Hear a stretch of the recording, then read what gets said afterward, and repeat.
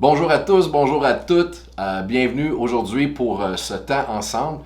Ce matin, j'aimerais vous parler d'un sujet qui va avec notre thème 2021. On le sait qu'au Rock Extravagance, notre thème c'est être comme lui. Et j'aimerais vous parler comment vivre pleinement pour Christ. Et je vous amène aujourd'hui dans la deuxième lettre de Timothée. Ces lettres-là ont été écrites par l'apôtre Paul. Et l'apôtre Paul a écrit à 2 reprises à Timothée. Ce sont des lettres extrêmement personnelles. Paul n'écrit pas à une église, il écrit vraiment à un jeune homme. Et c'est la dernière lettre que Paul va écrire avant sa mort. Et Timothée est un jeune pasteur. Il est à l'église d'Éphèse depuis environ 4 ans. Et Timothée et Paul ont une relation qui a duré depuis plus d'une dizaine d'années. Donc, Timothée a travaillé avec Paul lors de son deuxième et son troisième voyage missionnaire. Alors, ils se connaissent très bien. Alors, cette lettre-là, elle est mise dans la parole de Dieu pour nous montrer l'intimité entre deux personnes et de voir comment l'apôtre Paul peut déverser qui il est dans Timothée. Je vous amène ce matin dans 2 Timothée, chapitre 4, versets 6 à 8. C'est le dernier chapitre avant la fin de la dernière lettre. Donc, on est vraiment à la fin de la vie de l'apôtre Paul. 2 Timothée 4, 6 à 8. L'apôtre Paul parle à Timothée et lui dit ceci. « Pour ma part, en effet, je suis déjà comme sacrifié et le moment de mon départ approche. J'ai combattu le bon combat, j'ai terminé la course, j'ai gardé la foi. Désormais, la couronne de justice m'est réservée. Le Seigneur, le juste juge, me la remettra en ce jour-là, et non seulement à moi, mais aussi à tous ceux qui auront attendu avec amour sa venue. » Notez ici que l'apôtre Paul va dire « J'ai combattu le bon combat, j'ai terminé la course ». Il ne dit pas « J'ai terminé ma course ». Il dit « J'ai terminé la course ». Donc, la course que Dieu voulait que l'apôtre Paul mène, il dit avec une ferme assurance qu'il l'a terminée. Et ça n'a pas été une course facile, mais ça a été une course qui a changé l'histoire de l'humanité. Alors, je me posais la question, comment Paul peut dire cette phrase-là avec autant d'assurance? Qu'est-ce qui a fait Paul pour arriver à la fin de sa vie et de déclarer cela avec une audace extraordinaire? Je crois que l'apôtre Paul a fait 3 choses dans le courant de sa vie qui l'a amené à la fin de sa vie pour dire ce message-là à la fin du chapitre 4. Et je vous propose 3 choses. Premièrement, l'apôtre Paul a pris des décisions et il s'est équipé pour ce que Dieu voulait qu'il fasse. Donc, Paul décide, alors qu'il n'était pas croyant encore, de se former comme expert de la loi dans une école de ministère qui était l'école de Gamaliel. Et l'apôtre Paul a été reconnu rapidement pour son zèle dans l'exécution de la loi. À ce moment-là, ces gens-là étaient là pour persécuter les chrétiens. Donc l'apôtre Paul était complètement de l'autre côté, mais c'était un expert. Et c'était un homme qui voulait constamment appliquer la loi. Et dès que quelqu'un sortait de là, l'apôtre Paul avait un zèle extraordinaire. Et Paul est formé dans le sens complètement contraire de ce que Dieu voulait pour lui.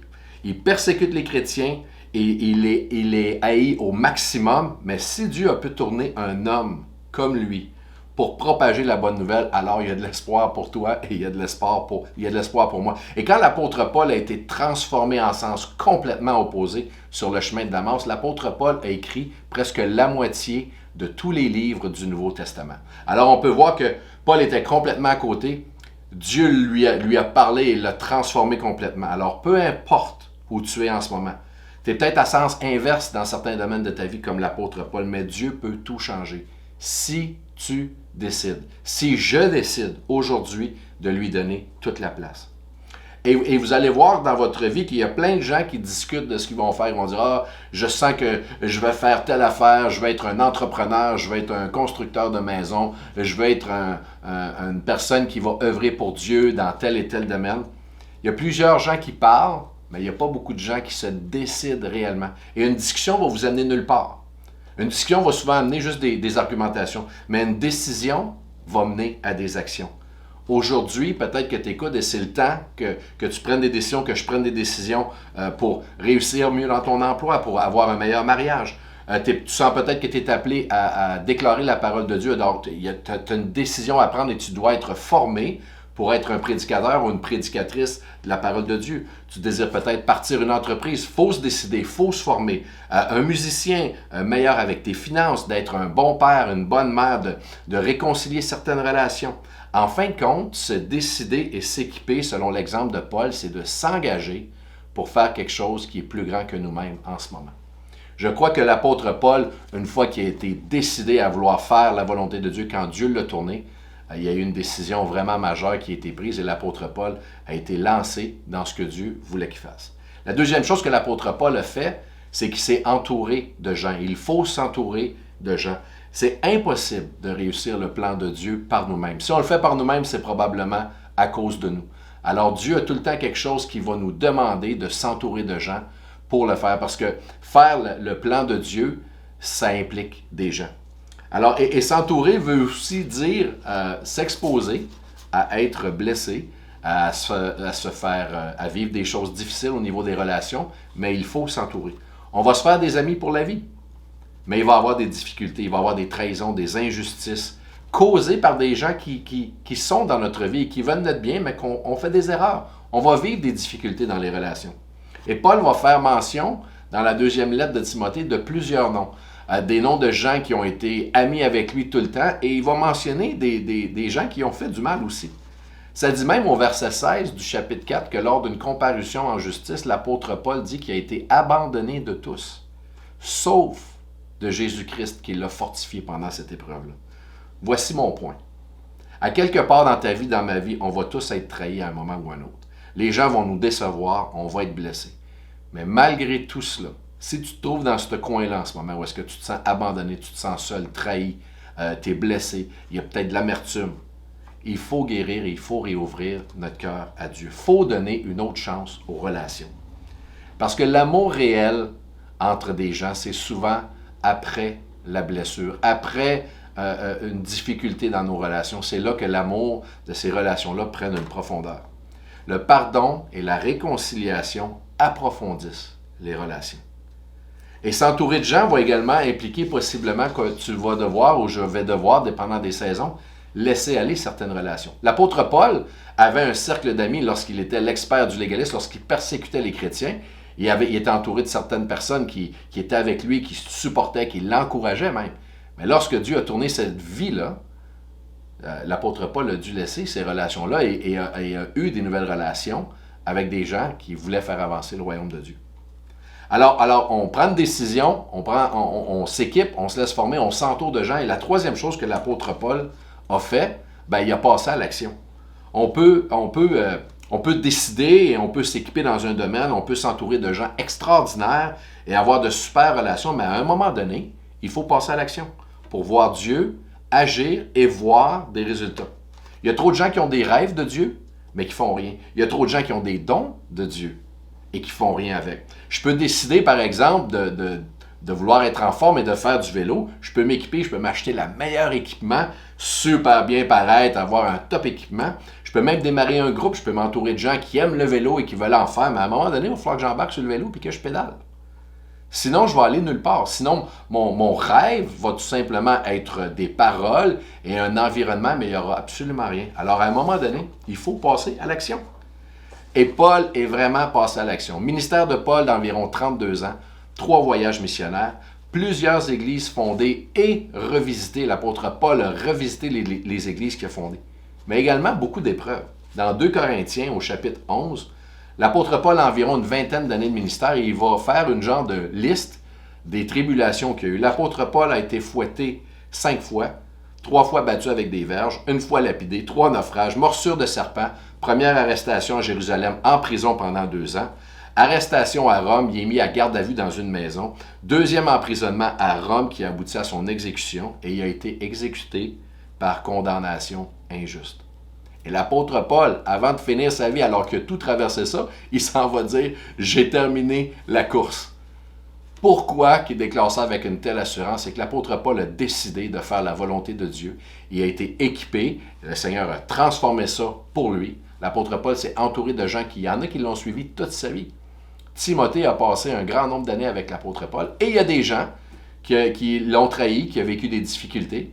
Alors l'apôtre Paul s'est équipé, il s'est entouré, et l'apôtre Paul est passé à l'action. Extraordinaire, l'apôtre Paul. Mais il y en a un plus grand que lui, et c'est Jésus-Christ. Jésus qui a décidé de descendre des lieux célestes sur terre pour nous sauver.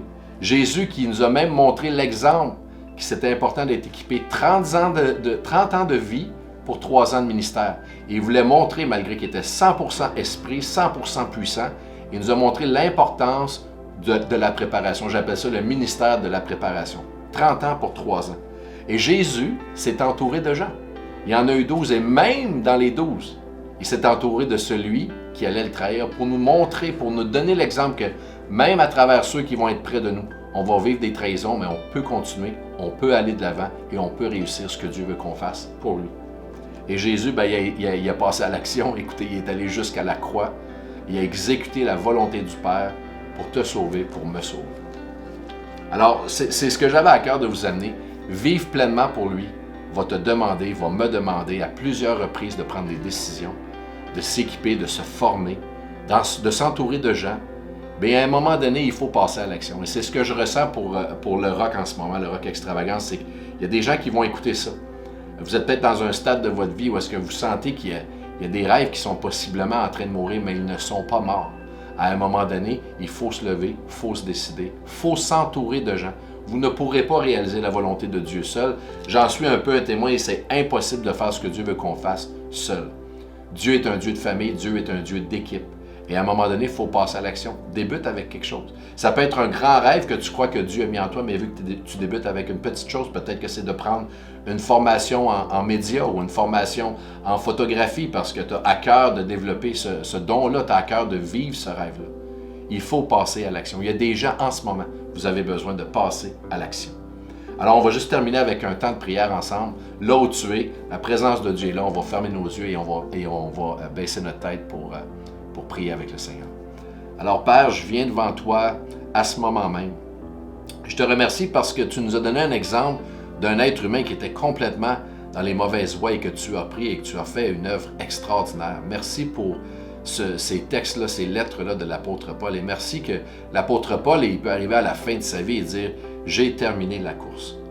Et je te demande, Père éternel, de ceux qui écoutent ce message-là en ce moment même, que tu leur donnes la capacité de prendre des décisions, de décider de changer certaines choses, de décider de s'équiper, de s'entourer de gens et de passer à l'action. Il y a des rêves qui sont encore en eux, qui pensent qu'ils sont morts, mais toi, tu es là et tu réanimes. Tu ranimes ce feu, tu ranimes ce rêve, tu ranimes ces dons-là. Il y a probablement des gens qui sont blessés. Je te demande, Seigneur, de venir toucher leur cœur, de leur montrer que tu es un Dieu de la deuxième chance, tu es un Dieu de relation et que tu leur donnes la grâce de refaire confiance, de te refaire confiance, de refaire confiance à ton Église, de refaire confiance aux gens. Et je te remercie pour ce temps qu'on a ensemble et je déclare qu'il y a des gens aujourd'hui même qui décident, qui s'entourent et qui passent à l'action. Dans le nom de Jésus. Alors, je vous souhaite une excellente journée et j'espère que ce message-là vous a parlé et on va se reparler bientôt. Alors, à la prochaine, que Dieu vous garde. Bye bye. Oh, Jésus, mon plus grand désir, auquel j'aspire,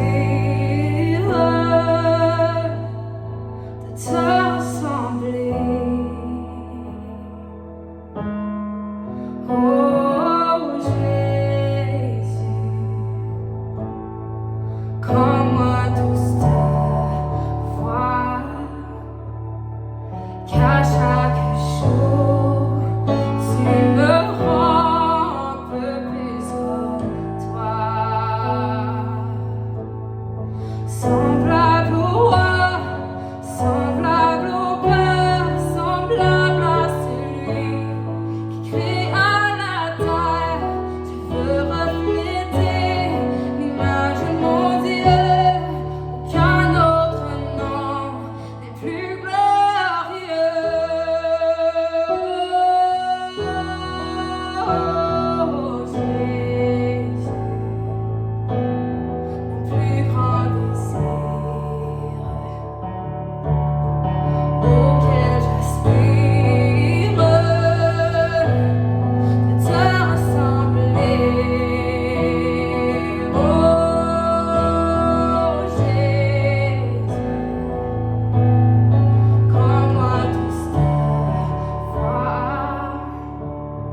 car chaque jour tu me rends un peu plus comme toi. Semblable au roi, semblable au Père, semblable à celui qui crée à la terre. Je veux refléter l'image de mon Dieu, un autre nom est plus glorieux. Que le monde entier chante et déclare, que tout l'univers réjouisse et proclame que tu es le Dieu. Viens nous transformer.